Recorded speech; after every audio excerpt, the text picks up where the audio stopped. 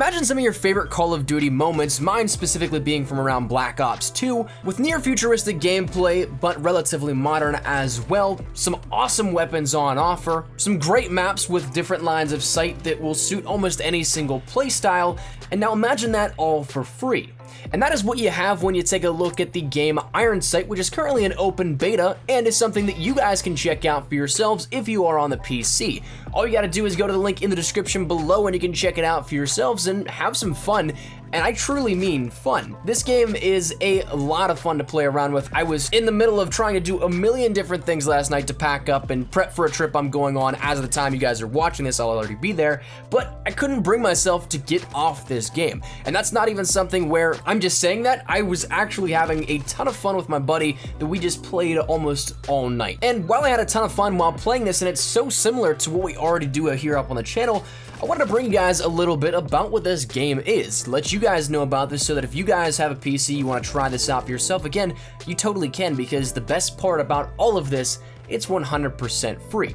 Now, there are cosmetics and loot items as well, but we'll get to all that in just a second, and it's honestly handled very well, especially for a game this early on in terms of, say, open beta compared to a full launch, but again, we'll get to that in just a second. So before we get into it, huge thank you to the guys at Iron Sight and the team over there for sponsoring today's video. Hopefully you enjoy what you see, and if you do, make sure you check out the download link in the description below, right at the top there. But let's start at the very beginning. What is Iron Sight? Well, it's a free-to-play first-person shooter game developed by the company Gamigo AG for PC, very similar to Black Ops 2 and both in gameplay aesthetic and also backstory a little bit. The year's 2025, if you remember, that's when Black Ops 2 is as well. It has a backstory of a little bit of a post-apocalyptic world, and you'll see in some of the maps that nature's actually overgrown a lot of what we see there, and the interactive environments are also present as well, which is really awesome. You also get not only just things that interact with the map itself and change some of the lanes and the aesthetic of the game and how the flow of those maps can work out, but you also have cool environmental design off in the distance and also just some really cool items that are once again interactable within those maps. One of the immediate things that caught my attention, and in the immediate grand scale of things was so minor compared to some of the other environmental stuff, is that on one of the maps I noticed that there was an elevator that was actually usable, and I was like, this is crazy. Meanwhile, there's much bigger things than that you guys definitely should experience. But one of the coolest things to me out of this whenever I was researching it and looking into the game and whenever I started playing was that it was built on its own game engine from the ground up for this particular game. And when you play it, it's rather impressive because the game is incredibly smooth, incredibly functional, and is a lot of fun to play around on. Everything honestly looks fantastic, and I truly think they did a fantastic job with this. Now, the big thing that always pops into my mind though with the free-to-play elements of games is there anything that's pay to win? And I'm happy to say that there is not anything that has any sort of pay-to-win element. Everything that you'll end up getting in terms of loot boxes or things that are available with in-game currency, or even if you want to deposit real money into it and buy some extra chances at things, anything you'll end up yielding is purely cosmetic. There's a lot of things like emotes, a lot of different camos, a lot of different character customization. None of it at all is pay-to-win, which I am incredibly happy to talk about because that's the big thing you'll see in free-to-play games nowadays, but that is not how this game works at all. And truly, I think the system they have in place is handled very well. Let's talk about a little bit about the game itself. When you jump into the game, when you go and first try and customize your classes, you'll end up being prompted with, of course, your main sequences that are almost tutorial based, but a little rundown of the loadout system. You end up having 3 loadouts. You can pick however you want, but there are 3 defaults. But one thing you'll notice is that there actually are a ton of weapons to choose from, which is absolutely awesome if you ask me. Offers a lot of different choice for the player. However, each weapon does cost gold, which you can earn daily after matches and in some bonuses. Now, how the way this gold works in terms of unlocking things is that it kind of replaces a standard rank and unlock system. Say how in COD you end up seeing in World War II's case, the Division prestige weapons like the MP40, like the SVT, like the Kar 98K. All those weapons, of course, require a ton of different grinding for them and have their own set requirements on how you unlock them. Additionally, each ranked-based weapon as well is the same way, where it's kind of tiered and you'll get it sequentially. There's a certain specific time that you'll unlock that you have to work up to. With this system, however, you don't have to. You end up having to save up your gold, which is your in-game currency that, again, you get organically for just playing, earning daily, and then also getting bonuses as well. You'll end up earning that, and you can can pick and choose whatever weapon you want to unlock. And each individual weapon has to be purchased by itself. So you could realistically pick one of the best weapons to unlock first, or you could do whatever sort of combination you want. Personally, I only ended up making the progression so far in my first initial playthroughs that I only purchased one other weapon, and it was actually one that was a semi-auto, so in a lot of engagements that I was pushing, wasn't the best choice, so you might not see all that much gameplay of it, but there's different unlock properties whenever you go and actually try and purchase a weapon. You can either purchase a repairable weapon or a one-day pass. Now the repairable obviously costs a little bit more, but it can be kept for, to my knowledge, forever, and every so often you'll need to make repairs which will cost you gold from time to time to keep it in order, but other than that, it's yours. The one-day pass is a sort of try-it-out method which unlocks and will relock upon the next day, which is probably about that 24-hour period. I think the game classifies the next day in terms of daily refreshes as 5 a.m., but having not done the one-day unlock, I would imagine that it is an actual timer of 24 hours. But along with other weapons, you can end up having attachments, melees, lethals, tacticals, and skills are pretty much your perks from Call of Duty, and a lot of them will actually seem familiar as well. Some definitely better than others. One that I ran almost exclusively on all of my loadouts was a third skill of Quick Recovery, which allows for a 20% increase in health regeneration and overall time of the health regeneration to be reduced by 20% also. And in this game, that's absolutely key. You'll find often that in a gunfight, you won't be able to push out for another engagement because for a few seconds, you'll be one shot. That health regen doesn't happen as quickly as Call of Duty, but it is still something that's manageable. You just gotta be a lot more conscious of it. Now, continuing on a little bit further, similarly to COD, there are also streaks as well. There are drones, as they're called, tactical and offensive drones that will serve as those streaks. The cool part is that these streaks actually don't reset on death, but from what I know, they don't wrap either. So it's almost very similar to requisitions, but one thing that I will say is that it's not super overpowered. There's nothing that is incredibly massive and will just destroy somebody's gameplay experience, as say that immediate requisitions comparison may make some players think. It's honestly not all that bad of a system, and it's a lot of fun to play around with. There's some really cool drones that you can end up picking up, so check those out if you end up trying them out. Now, apart from setting up your operator and the class that you want to use, the next biggest thing that you'll see in the loadout and also menus is customization. That's one thing that this game hits on incredibly well and has a lot of it. That being customization. Weapon customization, character customization, emotes, all that kind of stuff is all there for you.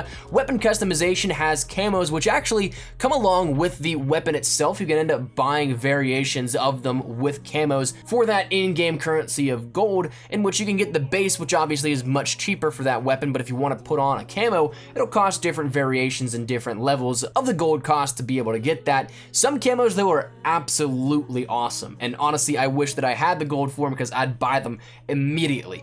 But there's also a lot of different things that are customizable. One big thing that caught me off guard and the attention to detail with it was actually attachment customization. I know I ended up getting a holographic sight that had a camo on it, and I thought it looked absolutely awesome on how that was worked out. And again, just something that small and minor and having that camo placed on it, the attention to detail there was absolutely fantastic. Also, character customization, you have a ton of different uniforms, ton of different outfits, emotes, all that kind of stuff. You have different helmets, chest plates, elbow pads, all that kind of stuff that you can end up getting that again is just pure cosmetic, nothing pay to win, nothing like that, but it is a nice way to put a little flashy outfit on your operator if you want to. Now, additionally, we talked about getting this stuff with in-game currency, that gold, but you can also purchase items if you like to. The shop has many different aspects. If you head over there, you can find deals to buy premium loot boxes, different set items, and different loot boxes specific for different aspects. And also you can end up getting extra supplies which you can redeem there, which actually don't cost you anything. They are literally free items, like loot boxes that'll give you a little bit here and there, one item that you can get every day 3 times, and also once that is bi-daily. So really cool that you should take advantage of. But hopping into a little bit more of the gameplay experience, what it feels like, what's on offer in the gameplay itself, well, if you go in and jump in, immediately you'll find that you have a couple of different modes to pick from. Team Deathmatch, Resource Takeover, Search and Destroy, Secure Point, which is very similar to War, but it's one-sided, there's not actually halves halves to it, so you don't switch sides from attacking and defending, you only got one or the other, but it's something that is still a lot of fun. Frontline, and then free-for-all. Now, I played a lot of TDM and secure points. Frontline is a brand new game mode that if you want to check that out, it's absolutely awesome as well. But a lot of the gameplay experience is very smooth, very crisp, and of course, has a very nice feel to it. One thing that I can happily report is that there really wasn't all that much lag. The latency was pretty solid, but again, that comes down to your server location, what you're connecting to, but it was a lot of fun and felt fluid the entire way through. One thing that I will say in terms of what I enjoyed gameplay type-wise was I absolutely loved sniping in this game. It is so fun. You can get some nasty flicks off. It feels incredibly rewarding when you hit a nice little headshot from across the map. I was so bummed out because when I was playing this and getting some footage here of trying to snipe and getting footage specifically with the snipers, I hit the nastiest quad feed while playing secure point, but I wasn't recording. I realized as soon as I did that I was not recording, and it was the worst feeling thing because it was nice, man. I wanted to share that clip so bad. But sniping in particular is a ton of fun in this game.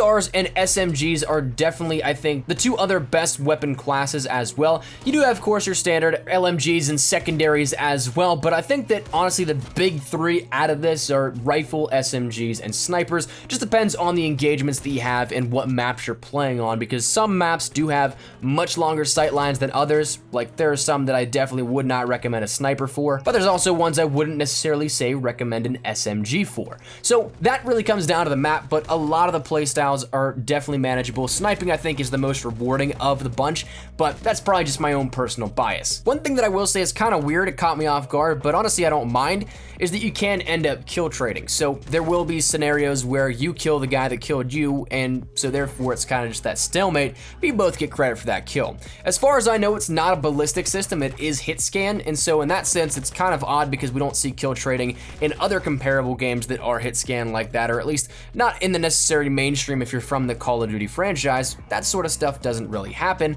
but it is something that does happen in this game, and so again, it's just kind of something you get used to. Nothing really too hindering of the gameplay experience, but it's just a little weird if you're not necessarily used to it. But ultimately, overall, honestly, I was blown away by this game, and I again had so much fun with this. That's the biggest thing to me that I keep coming back to, is that it was fun. I want to get back on and play again, and as soon as I am back at my desk, I'm gonna jump on and play some more Iron Sight. So that said, I'd love for you guys to check this out. I'd love to get your feedback and thoughts on this game. If you guys want to check it out, once again, it is free, 100%. Link in the top of the description below if you guys want to check that out. Click it and take you to the download link if you're on PC, and of course you'll be able to play it from there. And again, just a ton of fun. So overall, for a free-to-play game, this is probably one of my favorites out there now, and definitely I think it stacks up against some of the big ones in the gaming industry right now. Battlefield, COD, you name it, it definitely has a lot of potential, and if it does ever release to consoles, it might actually have a pretty solid chance at taking over the scene. I don't know, we'll see though, but I'd love to get your thoughts and feedback. Huge thank you to the guys at Iron Sight and the team over there for sponsoring this video. Hopefully you guys enjoyed. Let me know your thoughts in the comment section down below. Are you guys gonna pick this up? Are you guys gonna try this out for yourselves? And if so, what are your thoughts on it? Honestly, also, would you guys like to see some content on this? Because like I said, it is a ton of fun. I've been playing a lot of it, and hopefully you guys do enjoy. If you do though, we can definitely do some more stuff here and there, maybe stream it a little bit. But let me know your thoughts in the comments. Drop a like down below if you guys enjoyed. Subscribe to the channel if you guys are new. If you guys want to follow me over on Twitter, that's the best place to get connected outside of YouTube. Practically live on Twitter, so if you guys want to strike up a conversation, ask me a question, whatever it may be, link is down there in the description below. And also, if you guys want to follow me over on Instagram as well, get a little more active over there. So if you guys want to follow on that front, that link is also in the description below. But let's end out of the way. Hope you guys have a fantastic day. Thank you all so much for watching. Check out Iron Sight, and I'll see you guys hopefully out there in that battlefield. Take care, and peace.